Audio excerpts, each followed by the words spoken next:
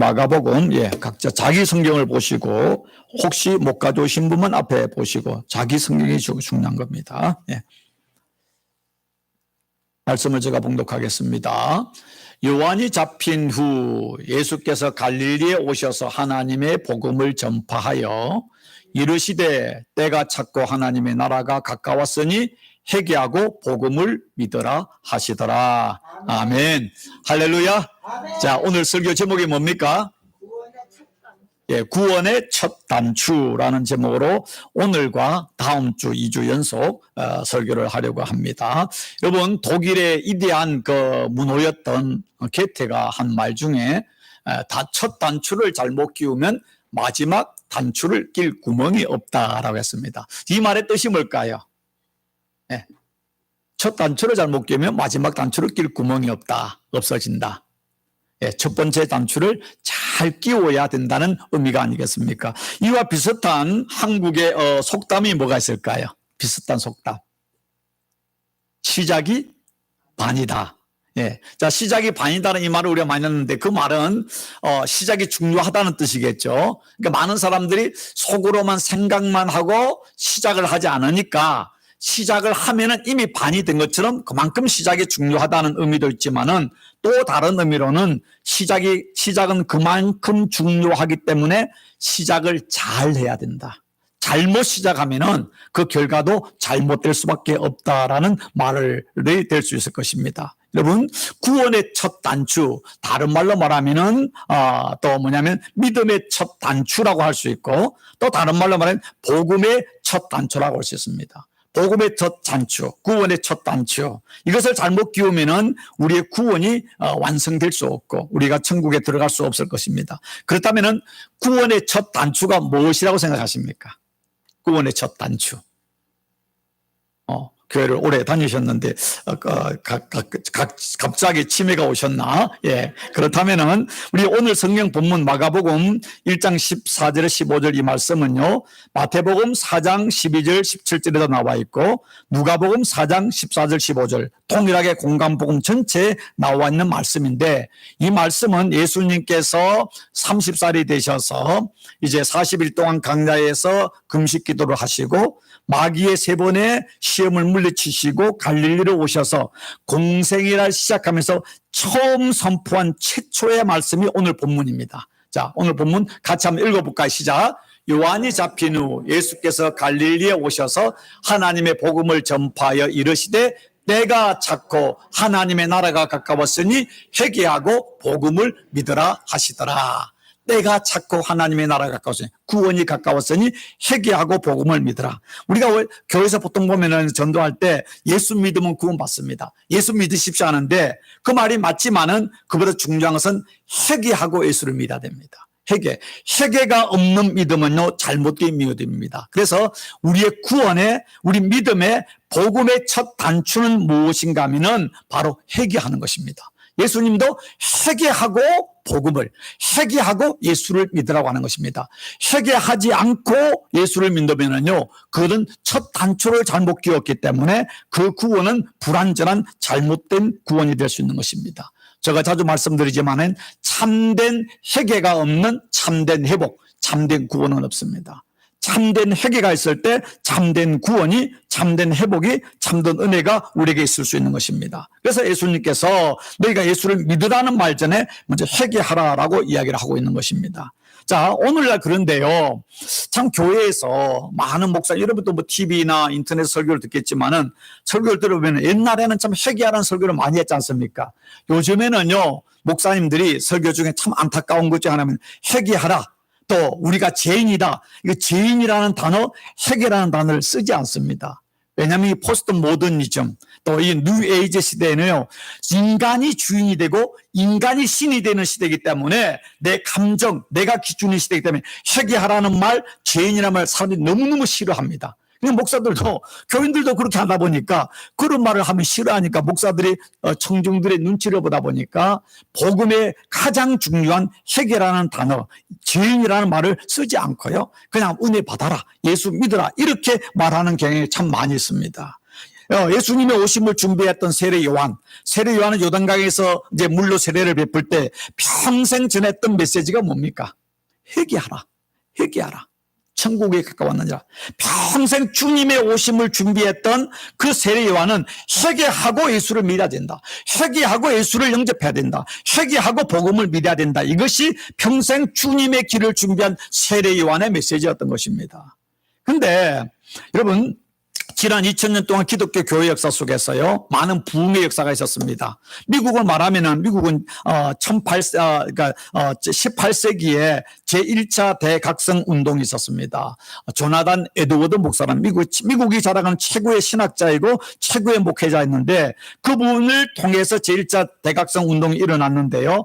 근데 그분의 대표적인 설교가 뭐냐면, 진노하시는 하나님의 손에 안에 붙들린 죄인, 이런 설교입니다. 그러니까 이분이 바로 그 뉴햄프셔에서 이제 말씀을 전할 때 그분의 핵심 메시지가 뭔가 하면 회개하라는 것입니다.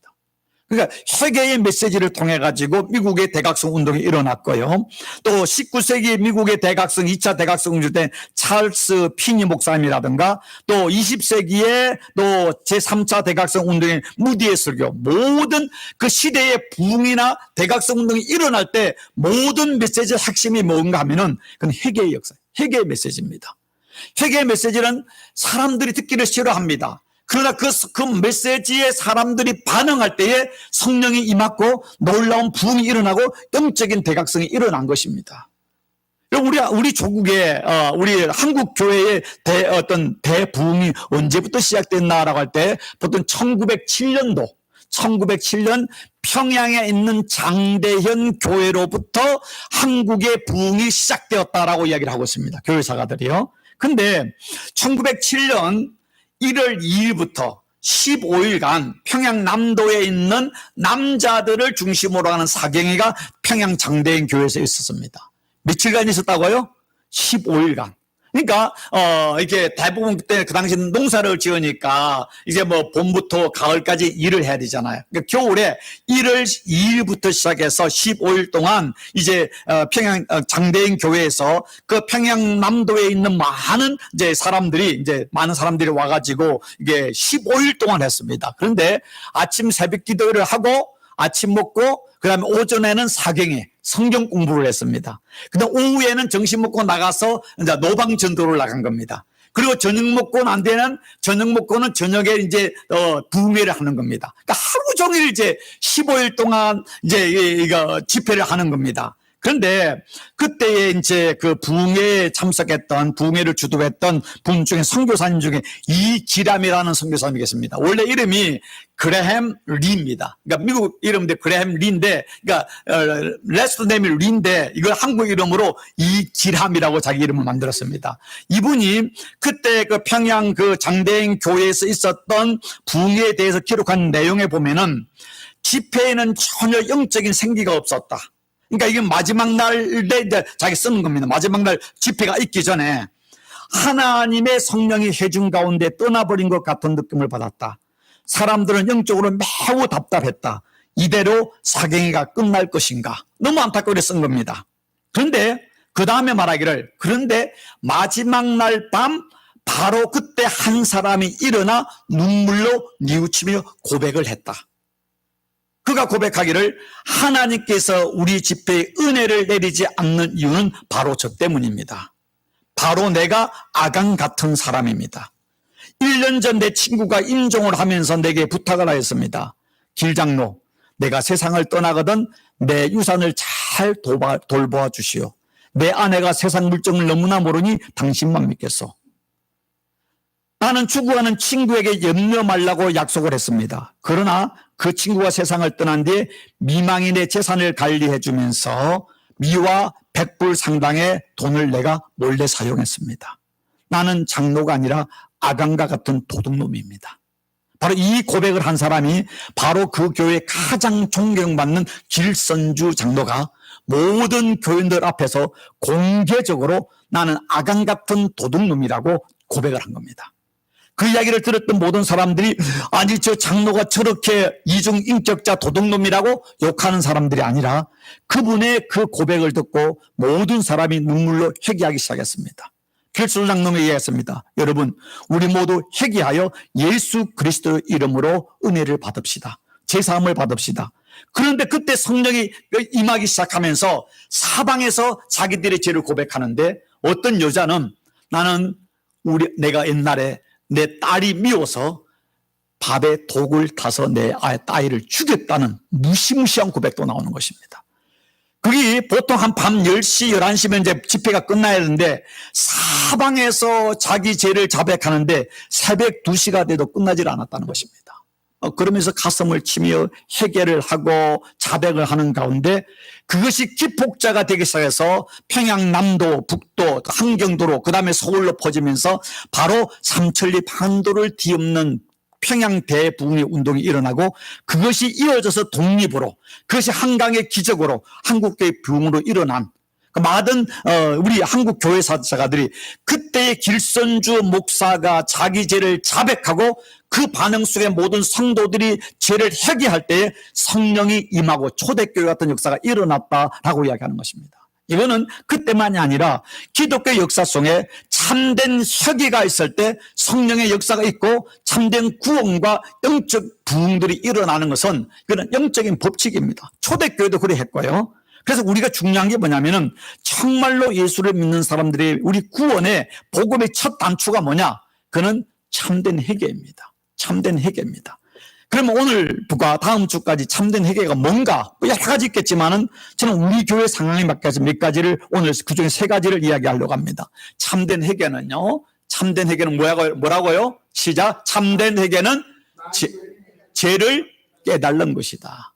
자, 요한일서 1장 8절과 10절 보면, 만일 우리가 죄가 없다고 말하면은 스스로 속이고 또 진리가 우리 속에 있지 아니할 것이요, 만일 우리가 범죄하지 아니하였다 하면 하느님을 거짓말하는 이로 만드는 것이니 또한 그의 말씀이 우리 속에 있지 아니하니라 라고 이야기했습니다. 여러분, 많은 사람이 그렇죠. 나 죄 없어, 나 어려워, 네가 잘못이야 많이 이야기하지, 많은 경우에 우리는 세상적인 윤리나 세상적인 법을 가지고 들키지 않았으면 죄가 없다고 생각합니다. 그러나 하나님은 우리의 머리털까지 세시는 분이잖아요. 우리의 심장과 폐부를 감찰하시는 분이잖아요. 여러분, 우리가 다 오늘 오실 때 뭐 샤워도 하시고 또 뭐 다 이렇게 화장도 하시고 오셨잖아요. 우리 깨끗하게 왔잖아요. 그런데 여러분, 이곳이 깨끗합니까? 여러분, 현미경을 보면 이거 수많은 이게 박테리아가 있을 것입니다. 예. 우리 안에가 뭐 깨끗합니까? 안에 보면 수많은 우리 안에 어떤 병균들이 있지 않습니까? 우리는요, 육체적으로만 아니라 하나님 앞에서 죄인 아닌 사람 아무도 없잖아요. 근데 우리는 예수를 믿으면서 나는 다른 사람과 조금 비교해서 조금 더 도덕적이라고, 나는 죄가 없다고 착각하고, 또 하나님을 세상적 기준으로 보면서 나는 어렵다고 하면서 해결할 거 없다고 말할 때가 많이 있는데, 그럴 때 뭐냐면 바로 우리가 죄가 없다, 나는 어렵다, 나는 범죄하지 않았다는 것은 자신을 속이는 사람이다. 자신을 속이는 사람이고, 두 번째, 그 안에 진리가 없다, 말씀이 없다, 그 안에 참된 성령의 역사가, 참된 구원의 역사가 없는 사람이다. 그리고 세 번째는 더 무서운 게 하나님을 거짓말쟁이로 만든다는 것입니다. 하나님 우리를 죄인이라 했는데 내가 죄인이 아니다. 내가 우리 그럼 그렇게 말하는 건 하나님을 거짓말쟁이로 만든다는 것입니다. 그러면 왜 그런가 하면은 로마서에서 이렇게 이야기하고 있습니다. 사도 바울이 로마서 3장 10절에서 12절 같이 읽습니다. 기록된 바 의인은 없나니 하나도 없으며 깨달는 자도 없고 하나님을 찾는 자도 없고 다 치우쳐 함께 무익하게 되고 선을 향하는 자가 없나니 하나도 없도다. 없고 하다마 하나도 없으며 하나도 없도다. 여러분, 우리가 교회 나온다고요? 목사라고요? 모태신앙이라고요? 아이고, 우리는 다 죄인이에요. 우리 다 죄냐. 매일 죄를 먹고 죄를 마시고 죄를 밖으로 또 내뿜으며 사는 것이 우리 인생인 것입니다. 예. 여러분, 지난 수요일날 우리가 설교의 말씀이 누가복음 18장 9절 이하에 있는 말씀입니다. 예수님께서 자기가 의롭다고 생각하고, 나는 죄가 없다, 나는 참 착하다, 의롭다고 생각하고 다른 사람을 멸시하는 사람들에 대하여 비유로 말씀하시되라고 했습니다. 그 예수님의 비유가 뭔가 하면은, 두 사람이 성전에 기도하러 올라갔어요. 그런데 한 사람은 바리새인이고 한 사람은 세리였다는 것입니다. 여러분 아시는 것처럼 바리새인은 예수님 당시에 가장 종교적이고 경건한 사람들이었고, 세리는 그 당시에 같은 유대인이지만 민족의 흡혈귀고 로마의 앞잡이로 죄인 중에 죄인이었습니다. 두 사람이 기도하러 올라갔습니다. 그런데 예수님께서 말씀하시기를 두 사람이 성전에 기도하러 올라갔는데 모든 사람이 자타가 공인하는 믿음이 좋고 경건하다는 바리새인은 하나님께 그 기도가 올려받지를 못하고, 모든 사람이 손가락질하는 그 세리는 하나님께 의롭다함을 받고 내려왔다라고 얘기했습니다. 그 내용이 뭡니까? 자, 바리새인은 기도하러 올라가가지고 성전 중앙에 서서 고개를 빠딱 들고 하나님 안에서 얘기했습니다. 하나님 감사합니다. 나는 뭐 다른 사람의 물건을 토색한 적도 없고 불의를 행한 적도 없고 간음을 행한 적도 없고 일주일에 또 2번을 내가 금식도 하고 11조도 철저히 하고 안식일도 잘 준수하고 어려서부터 성경을 잘 외우고 나는 이렇게 살아왔습니다. 그리고 저 옆에 있는 세리같이도 살지 않았습니다. 할렐루야 아멘 감사합니다. 그렇게 기도한 겁니다. 그런데 그 세리는 성전 저 기퉁이에서 고개도 못 들고 가슴을 치면서 하나님 나를 불쌍히 여겨주세요. 나는 죄인입니다. 내가 죄인인 걸 압니다. 나를 좀 용서해달라고 그렇게 가슴을 치면서 기도했습니다. 근데 예수님께서 말씀하시기를 저 한쪽 기퉁이에서 고개를 들지 못하고 기도했던 세리의 기도를 하나님이 들으셨다. 여러분, 세리가 바리새인보다 더 죄가 없다는 뜻이 아니라 바리새인이든 아니면은 세리든 우리 모두는 하나님 보시는 한 끗 차이 인간입니다. 우리 작은 죄도 그 죄의 결과는 사망이고 큰 죄도 그 결과의 사망 아니겠습니까? 그런데 중요한 것은 인간은 살아가면서요, 오늘 살아가면서 두 종류의 사람이 있습니다. 자신이 죄인인 것을 아는 죄인과 자신이 죄인인 것을 모르는 죄인, 이 두 가지입니다. 그런데 우리는 교회 올 때 내가 죄인이다 설교 듣고 그래서 뭐 예수 믿고 구원받았다. 그리고 어느 순간에 우리는 나는 예수 믿었기 때문에 오래 내가 교회를 다녔기 때문에 나는 죄인이 아니고 나는 의롭다고 착각할 때가 있습니다. 아닙니다. 우리가 의로운 것은 주님의 보혈로 의로워진 것이지만 우리의 삶은 죄된 삶을 살고 있잖아요. 그런데 우리가 예수 믿으면서 자기 주제를 잃어버리고 살아갈 때가 얼마나 많은지 모릅니다. 자, 이사야서에서는요, 이사야 선지자 이렇게 이야기했습니다. 무릇 우리는 다 부정한 자 같아서 우리의 은은 다 어떻다고요? 더러운 옷 같으며 우리는 다 잎사귀 같이 시들므로 우리의 죄악이 바람같이 우리를 몰아가나이다. 우리를 몰아가나이다. 기억하십시오. 우리가 아무리 도덕적이고 아무리 우리가 뭐 믿음으로 산다고 새벽기도를 나오고 금식을 하고 주일을 성수하고 11조를 드리고 봉사를 한다 할지라도 우리의 은은 더러운 옷과 같습니다. 우리가 구원받을 수 있는 것은 하나님의 은혜인 것입니다. 날마다 우리의 삶 속에 하나님 말씀 앞에 자기를 점검하는 가운데 내 안에 있는 죄성들을 끊임없이 하나님께 인식하는 하나님 앞에서 이것이 참된 회개의 첫 번째인 것입니다. 우리는 자꾸 예수를 믿는다고 하면서도 예수 믿는 코람데오 하나님 앞에서 자기를 봐야 되는데 세상의 문화와 세상의 도덕과 세상의 흐름을 가지고 죄가 아니다라고 보고 있는 것이죠. 이게 문제 아니겠습니까? 아니죠. 우리가 예수를 믿는다는 것은 세상이 아무리 바뀌어도 하나님의 말씀이 우리 삶의 기준이 돼야 되잖아요. 이 말씀을 통해서 말씀이 죄라고 하면은 세상 사람은 죄라가 아닐지라도 우리는 그 안에서 말씀 안에서 내가 죄인 것을 깨달아야 되는데 하나님을 믿는다고 하면서 TV에 나오는 뉴스라든가 드라마가 우리의 기준이 되는 거예요. 드라마가. 거기에서 그거를 보면서 자기를 맞추다 보니까 하나님 앞에서 자기를 인식하지 못하고 착각하게 되어 있는 것입니다. 두 번째 참된 회개는요, 두 번째 같이 읽어볼까요? 참된 회개는 죄를 고백하는 것이다. 여러분, 많은 사람들이 이렇게 자기가 나는 죄인이다, 잘못했다, 마음속으로 생각하는 것과 그 끝으로 고백하는 것은 하늘과 땅 차이인 것입니다.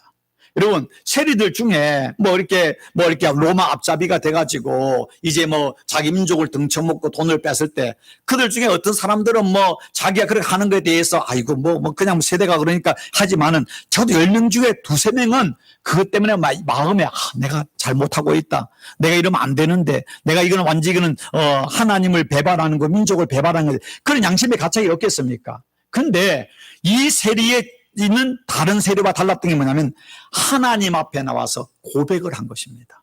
자백을 한 것입니다. 여러분, 사람이요, 누구와 하고 난 뒤에 우리가 자꾸 예수를 믿으면 속으로는 아이고 내가 좀 잘못했는데 라고 하는데 그 마음속에 있는데 겉으로 미안하다고는 말하기가 쉽던가요? 쉽지 않던가요? 쉽지 않아요. 그런데 참된 회개는요, 하나님 앞에, 다른 사람 앞에 그것을 고백해야 됩니다. 고백하는 용기가 필요하고 결단이 필요한 것입니다. 심지어는 로마서 10장 10절에서 우리가 구원을 받는 걸 이야기하는데 그게 뭐라고 하면 사람이 마음으로 믿어 의에 이르고 그 다음에 입으로 신하여 구원에 이르느니라. 마음으로 믿는 것만이 아니라 입으로 시인해야 되는 것입니다. 예수님은 나의 구주이십니다. 예수님이 나를 구원해 주셨습니다. 예수님이 내 생명이십니다. 이것을 사람들 앞에 자기의 삶 속에서 고백해야만이 구원에 이른다고 하지 않습니다. 마음속으로 믿고 밖에 나가서 가면 당신 교회 나갑니까? 예수 믿습니까? 하면 아이 창피해서 그런 이야기하면 사람들이 이제 또라이라 할까 봐서 그런 말 때문에 겉으로는 모르겠습니다. 아니면 말한 그러면 예수님께서 내가 사람들 앞에서 나를 부인하면 내가 하나님 앞에서도 내가 너를 부인하리라. 내가 사람들 앞에서 나를 시인하면 예수님이 나를 내 십자가에 죽으시고 나는 죄인인데 예수님의 은혜로 구원받은 하나님의 자녀입니다라고 사람들 앞에 내가 그것을 시인하면 내가 하나님 앞에서 네가 나로 인하여 구원받았다는 걸 내가 인정해 주리라. 그만큼 입으로 시인하는 거 중요한 것입니다. 여러분, 자녀들을 키울 때 어떻습니까? 자녀들이 이제 말을 엄마 아빠가 시작하고 좀 지나면 이제 애들이 자꾸 이게 엉뚱한 짓을 하면은 뭐합니까? 이제 조금 있으면 형이도 그렇게 할 거야. 그러면 하면 이제 안 돼 하면, 노 하면은 애가 똑같이 노 한단 말이에요. 아니, 자기들 해달라는 겁니다. 그럼 잘못하고 나면 이제 좀 말하게 되면 이제, 내가 잘못해, 쏘리 하라고 하면은 처음에 쏘리 합니다. 그런데요, 우리 아이를 키울 때 보니까 우리 아이한테 원칙이 있습니다. 너가 정직하게 말하면은 용서를 해주고, 정직하게 말해도 내가 만약에 잘못이 용서할 거 아니면 내가 그냥 적게 혼을 내겠다. 그래가지고 하니까 얘가 이제, 하여튼 거짓말을 하면 몇 배로 혼을 냈거든요. 그러니까 얘가 나중에 그래. 아빠 정직하게 말하면 용서해 준다. 아니, 정직하게 용서해 줄 것과 좀 덜 혼날 건 있어도 혼날 건 혼나지 않습니까? 근데 하는 애가 뭐냐면은 크면서 이제 한국말도 영어도 같이 하니까 얘가 하면은 너 잘못해서 못해서 하면은 네, 그러면 그럼 어떻게 해야 돼? 근데 영어로 쏘리는 잘합니다. 근데 아니, 한국말로 해봐. 한국말은 죄송합니다. 잘못했습니다. 해야 되잖아요. 한국말은 잘 안 하려고 그래요. 왠지 아십니까? 영어는 쏘리는 너무나 흔한 말입니다. 그거 지나가도 살짝 부딪히다 쏘리? 왜 하잖아요. 쏘리란 말, 그 가는 뉘앙스는 어디나 쓸 수 있는, 그 미안하다는 말보다는 형식적인 말이 많이 있습니다. 근데 한국말로 아빠 죄송해요. 아빠 잘못했어요. 이 말은요, 진짜 내가 잘못한 걸 인정하는 말입니다. 이놈이 한국말 할 줄 알면서 어렸을 때는 처음에는 뭐 유치원 가기 전에는 영어보다 한국말을 더 잘하잖아요. 그런데 너 한국말로 미안합니다. 죄송합니다. 잘못했어요. 하면은요, 잘 안 해요. 잘 안 해요. 왜냐? 그런 어린애도 아빠 앞에서도요, 자존심 있는 겁니다. 안 하고 싶은 거예요. 근데 중요한 것은 우리가 하나님 앞에서 우리는 자존심을 가지고 있습니다. 하나님 앞에서도요, 죄송합니다. 잘못했습니다. 내가 죄를 지었습니다. 말하지 않으려고 합니다. 그런데 기억하십시오. 믿음은 마음으로 믿어 의에 이르고 입으로 신하의 구원을 이루는 것처럼 진정한 회개는 하나님 앞에 더 나가서 또 잘못한 사람 앞에 내가 잘못했습니다. 자백을 통해서 우리가 회개에, 참된 회개에 들어가는 것입니다. 어떤 사람은 그래요. 잘못했으면은요, 그만, 하나님께 나와서, 잘못했습니다. 그러고 난 뒤에 다른 사람에게 잘못한 그 사람을 찾아가서 미안하다고 하지 않습니다. 하나님께 했으면 됐지. 천만의 만만의 콩떡입니다. 성경에 뭐라고 했습니까? 내가 성전에 예물을 가지고 들어와 예배 드리러 오다가 그 순간에 네가 다른 사람의 원망 들을 만한 일이 생각나거든 그 예물을 놓고 가서 그 사람과 화해를 하고 와서 예물을 드리라고 하지 않습니까? 다른 사람에게 내가 잘못을 자백하고 고백하는 거 너무나 중요합니다. 성경에 보면 이스라엘의 초대 왕이 사울 왕이고 두 번째 왕이 다윗 왕입니다. 두 사람 다 하나님 앞에 치명적인 잘못을 했습니다. 가만히 보면은요, 사울 왕이 범했던 죄보다 다윗 왕이 범했던 죄가 제가 봤을 때는 더 큽니다. 다윗은 충신의 아내를 간음한 간음죄를 졌고 그 임신이 되어서 그것을 은폐하려고 그 충신 우리아를 전쟁터에 나가 죽게 하는 살인 교사죄를 했고 그것을 은폐죄까지 했습니다. 그거는요, 그 당시 죄로 하면 돌 맞아 죽는 겁니다. 근데 은폐했다가 나단 선지자가 와가지고 당시 하나님 앞에 바로 간음한 살인자입니다 라고 이야기했을 때 그 다윗이 하나님께 어떻게 했습니까? 사울 왕은요, 그 사무엘을 자기 죄를 지적할 때 은폐하고 변명하려고 했습니다. 회개하지 않았습니다. 다윗 왕은요, 나단 선지자가 와서 자기 죄를 지적했을 때 무릎을 꿇고 내가 죄인입니다 회개했습니다. 회개했습니다. 그래서 그가 지었던 시편이 바로 시편 51편인데 시편 51편의 다윗이 어디 갔어? 예, 시편 51편의 다윗이 뭐라고 이야기하고 있는가 하면은 표제어에 표제, 그러니까 시편을 쓰기 전에 그 어떻게 썼는가 할 때 다윗이 밧세바와 동침한 후 선지자 나단이 그에게 왔을 때 그의 죄를 지적했을 때 하나님께 참회하는 시를 씌었다. 여러분, 이걸 썼다는 것은요, 3000년 전 써가지고 3000년이 지난 우리에게까지 자기가 어떤 죄를 지었는지를 철저하게 자백하고 고백하면서 모든 오고 오는 동서고봉을 통해서 자기 죄를 그대로 다 노출시키잖아요. 그런데 우리가 다윗을 할 때 다윗은 충신 우리아의 아내를 간음한 배신자이고 살인자이고 나쁜 놈이고 죽일 놈이고 강도라고 이야기하고 있습니까? 다윗은 이스라엘 역사의 가장 위대한 왕이었고 다윗의 그 후손에서 메시아가 나왔잖아요. 왜? 그런 죄를 지었음에도 불구하고 하나님과 사람 앞에 자기 죄를 용기 있게 철저하게 고백함을 통해 하나님의 회복과 은혜를 받았고 하나님께 마음이 합한 자라는 소리를 들을 수 있는 것입니다.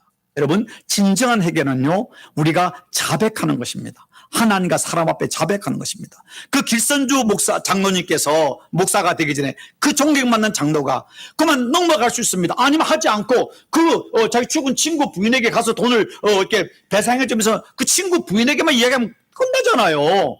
그런데 교회 앞에서 그가 나는 아간 같은 놈입니다. 나는 도둑놈입니다. 할 때에 성령의 감동의 역사가 일어나고 그 교회의 부흥이 일어나고 민족의 부흥의 역사를 이루어가잖아요.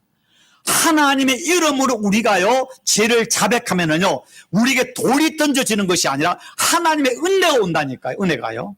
하나님이 역사하는데, 하나님이 보호해 주시는데, 하나님께서 감동하시면 감당치 못할 은혜가 있지 않습니까? 기억하십시오. 하나님 앞에 하는 회개만큼 하나님을 감동시키고 하나님이 은혜를 받을 수 있는 기회가 없다는 사실을 기억하십시오.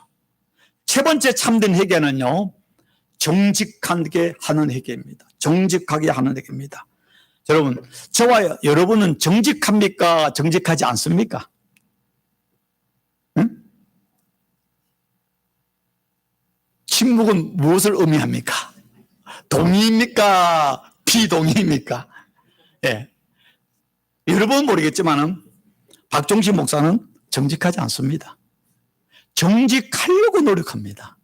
정직하려고 노력합니다.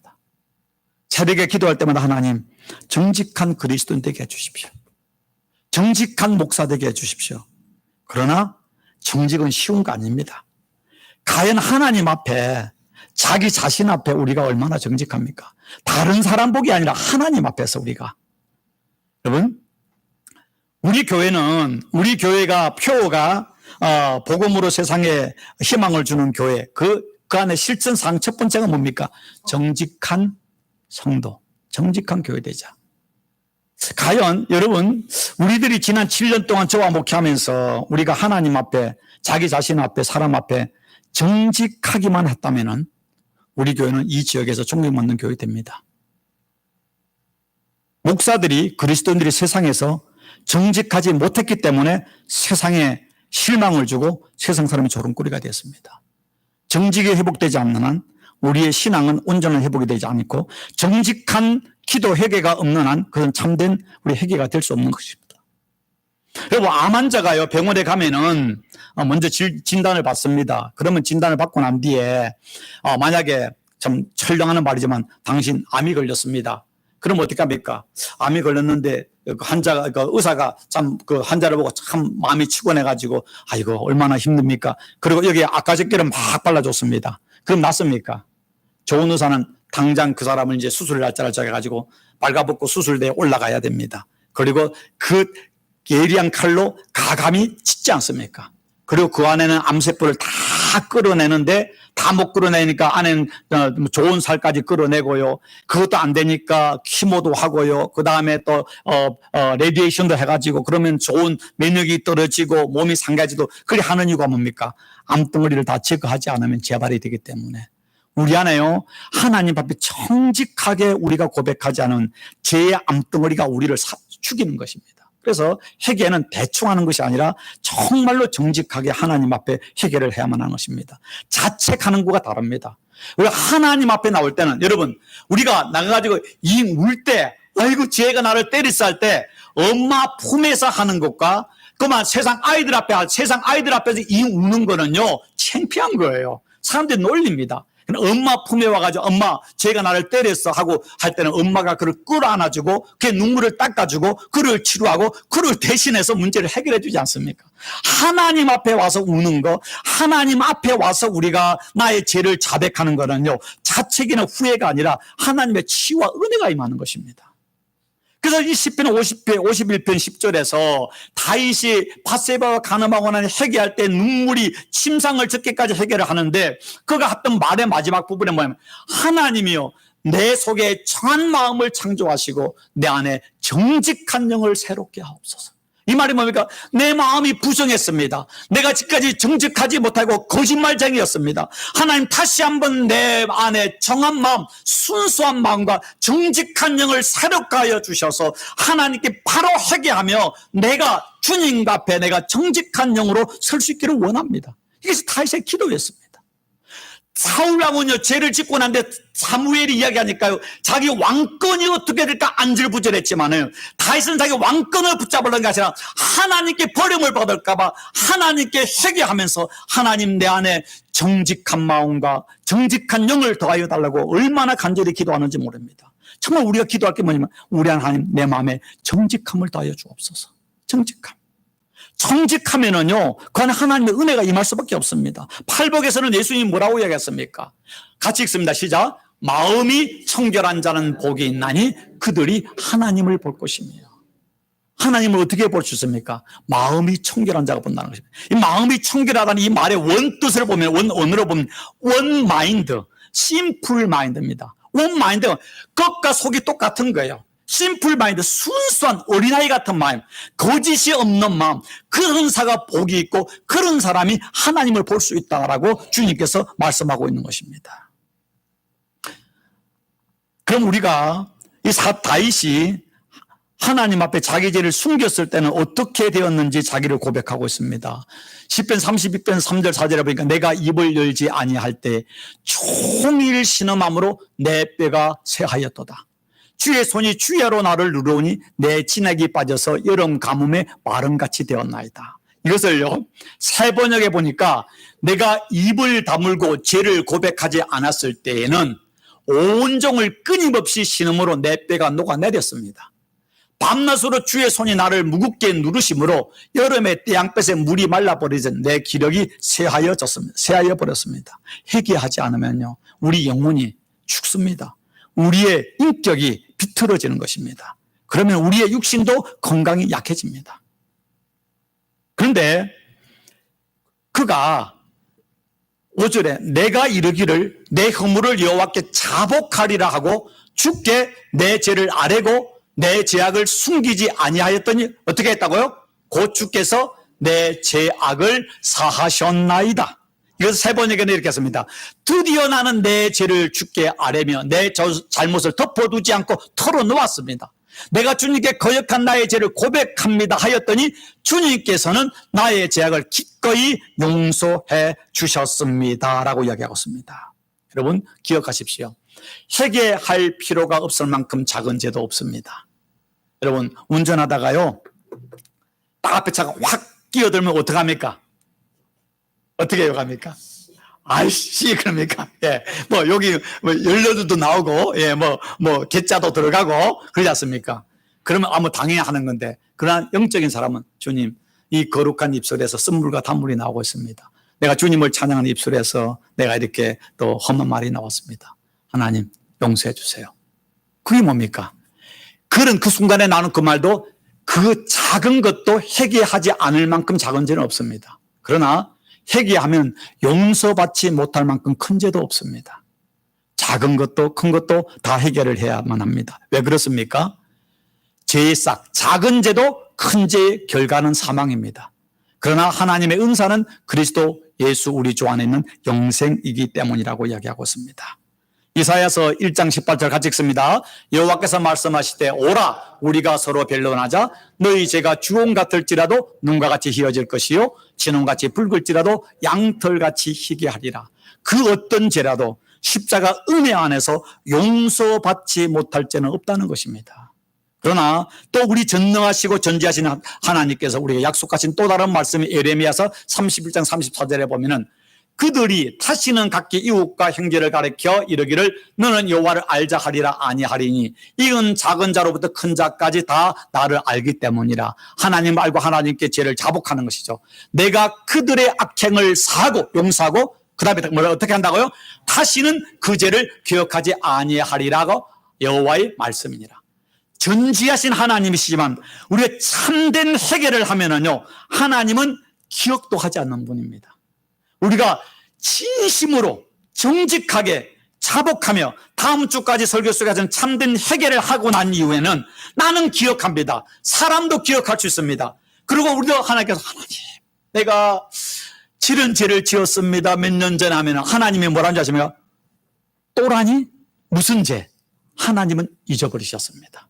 기억도 하지 않습니다. 나는 기억할지라도 전지하신 하나님이지만 진심으로 회개하면은 하나님은 십자가의 은혜로 용서하시고 다시는 기억하지 아니하시는 하나님이십니다. 기억하십시오. 참된 회개는 구원의 첫 단추입니다. 참된 회개는 죄를 깨달는 것이고 참된 회개는 죄를 고백하는 것이고 참된 회개는 정직하게 죄를 하나님께 고백함으로 시작되는 것입니다. 여러분 죄를 깨닫고 죄를 고백하고 죄를 정직하게 하나님께 아뢰는 거 쉬운 것 아닙니다. 그러나 그리했을 때 오는 하나님의 은혜와 용서하심과 회복과 축복하심은 세상이 줄 수 없는 평안과 자유와 소망이 되는 것입니다. 하나님이 주는 참된 용서와 회복과 평안과 소망을 갖기 위해서 하나님 앞에 정직하게 참되게 회개하는 성도의 삶이 되기를 주의 이름으로 축원합니다. 아멘. 기도하겠습니다. 좋으신 하나님 감사합니다. 하나님 우리가 하나님 앞에 진실로 정직하게 말씀을 따라 나의 죄를 깨닫고 자백하고 또 하나님 앞에 진심으로 회개하는 가운데 하나님이 주시는 용서하심과 회복하심과 은총과 소망과 평강을 누리는 복된 성도 되게 하여 주옵소서. 예수님 이름으로 기도드리옵나이다. 아멘. 우리 다 같이 찬양